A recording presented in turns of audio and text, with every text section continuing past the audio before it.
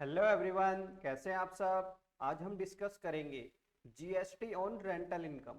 अगर हम घर को या ऑफिस को रेंट पर देते हैं तो उस रेंट पर जीएसटी कब लगाना है और कितना रेट से चार्ज करेंगे, ये सारी चीज़ें आज हम डिस्कस करने वाले हैं।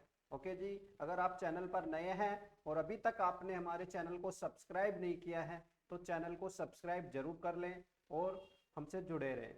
ओके जी, स्टार्ट करते हैं। सबसे पहले हम बात करेंगे कॉमर्शियल प्रॉपर्टी के बारे में।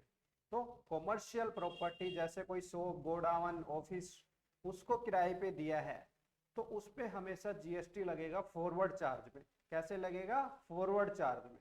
मतलब जो ओनर है, जिसने रेंट पर दिया है, वो जीएसटी चार्ज करेगा। जीएसटी का रेट कितना होगा? 18%। कितना होगा? 18%। और टेनेंट जो किराएदार है वो आईटीसी क्लेम कर सकता है सब्जेक्ट टू कंडीशन कि बिजनेस में ही यूज होना चाहिए, वो ऑफिस जो लिया है फर्दर रेंज ऑफ बिजनेस होना चाहिए और ब्लॉक क्रेडिट में नहीं होना चाहिए। तो हम क्या कर लेंगे? आईटीसी भी क्लेम कर पाएंगे। तो कुछ केसेस हम डिस्कस करते हैं कि लैंडलॉर्ड भी रजिस्टर्ड है जीएसटी में और किराएदार टेनेंट भी क्या है? जीएसटी में रजिस्टर्ड है। तो क्या करेगा? लैंडलॉर्ड फॉरवर्ड चार्ज में जीएसटी चार्ज करेगा, ठीक है। टेनेंट को इनवॉइस देगा जीएसटी की और टेनेंट क्या करेगा? अपना इनपुट क्लेम कर लेगा अगर दोनों ही क्या है? रजिस्टर्ड हैं। तो when only the landlord is registered under GST, मकान जो मालिक है ऑफिस का वो क्या करेगा? रजिस्टर्ड है तो वो जीएसटी क्या करेगा? चार्ज करेगा फॉरवर्ड चार्ज में।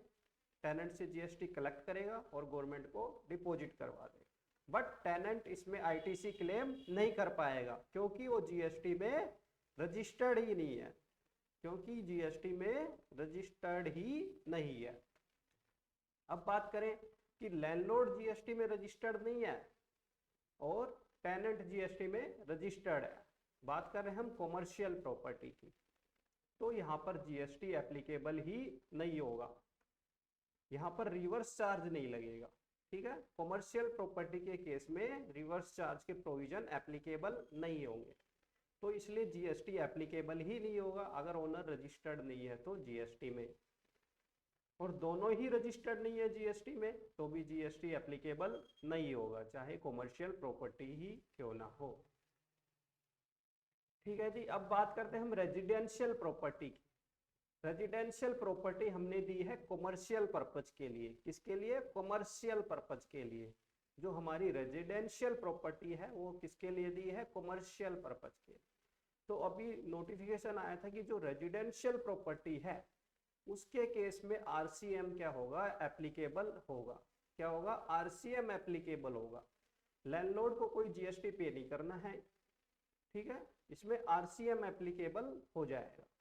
तो हम बात करते हैं पहले रेजिडेंशियल प्रॉपर्टी दी है कॉमर्शियल पर्पज के लिए। तो इसके कुछ केसेस कि लैंडलॉर्ड रजिस्टर्ड है जीएसटी में और टेनेंट भी रजिस्टर्ड है जीएसटी में, तो जीएसटी कौन पे करेगा?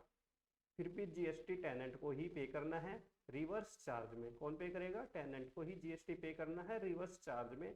और रजिस्टर्ड है और कॉमर्शियल पर्पज के लिए प्रॉपर्टी ली है, फर्दरेंस ऑफ बिजनेस हो गया, इसलिए वो आईटीसी भी क्लेम कर सकता है। आईटीसी भी क्लेम कर सकता है।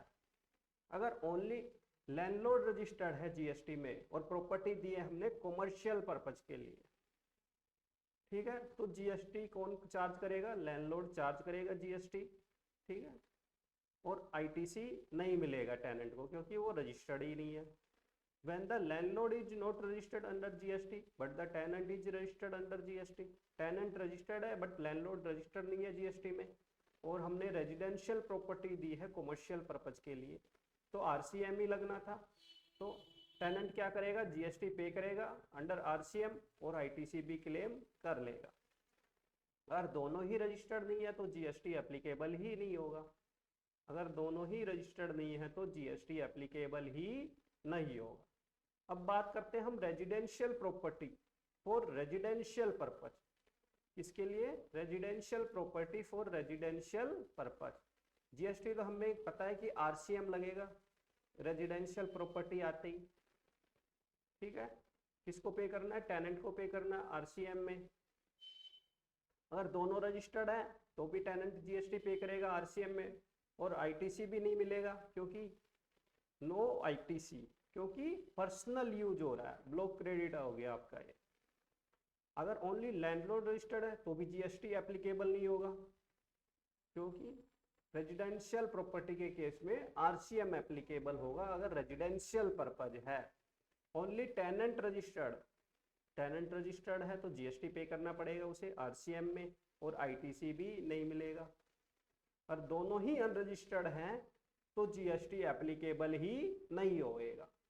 तो हमने देखी एक कॉमन बात, अगर दोनों अनरजिस्टर्ड हैं तो जीएसटी एप्लीकेबल नहीं होगा। अगर कमर्शियल प्रॉपर्टी है तो फॉरवर्ड चार्ज में जीएसटी पे करना है, और रेजिडेंशियल प्रॉपर्टी है तो रिवर्स चार्ज में आरसीएम में जीएसटी पे करना है। और इनपुट कब ले सकते हैं, जब फर्दरेंस ऑफ बिजनेस हो, कि जो किराया दे रहे हैं हम, रेंट दे रहे हैं, वो बिजनेस के यूज में आ रहा है तो ही हम इनपुट ले सकते हैं, अदरवाइज नहीं ले सकते। जैसे पर्सनल यूज के लिए किसी ने घर रहने के लिए लिया तो उसका आईटीसी हम नहीं क्लेम कर सकते।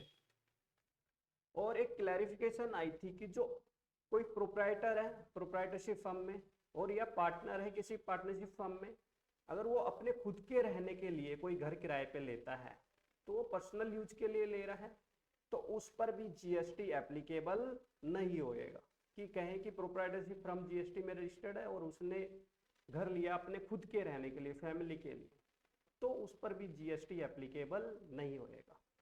और प्लेस ऑफ सप्लाई क्या होती है इमूवेबल प्रॉपर्टी के केस में, जहां पर प्रॉपर्टी लोकेट करती है, जहां पर प्रॉपर्टी है।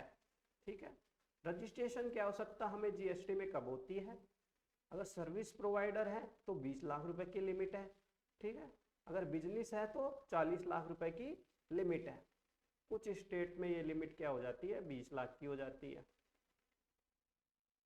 आज बात करें हम टीडीएस की, रेंट पर हमें टीडीएस भी डिडक्ट करना होता है। जो रेंट पेयर है, अगर कौन है, कंपनी है, फर्म है, ट्रस्ट है, एओपी, बीओआई, ठीक है, और इंडिविजुअल और एचयूएफ। इंडिविजुअल एचयूएफ कौन से, जिनका ऑडिट होता है, जिसका ऑडिट होता है।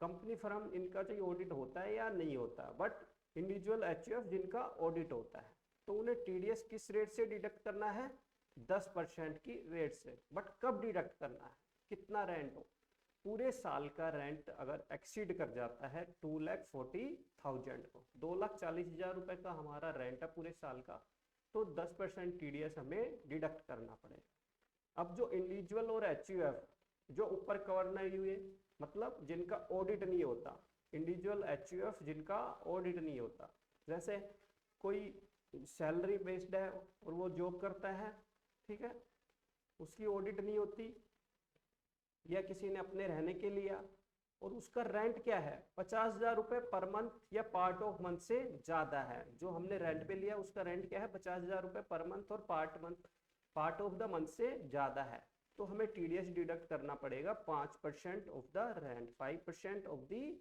रेंट। इसके लिए आपको 10 नंबर की भी आवश्यकता नहीं होती, साल में एक बार रिटर्न फाइल करनी होती है, ये पैन बेस्ड होता है, जो 5% वाला है ये। ठीक है जी, ओके जी, thank you so much. Please like, share and subscribe the channel for regular updates. अगर अभी तक आपने हमारे चैनल को सब्सक्राइब नहीं किया है तो सब्सक्राइब जरूर कर लें और हमसे जुड़े रहें। Thank you.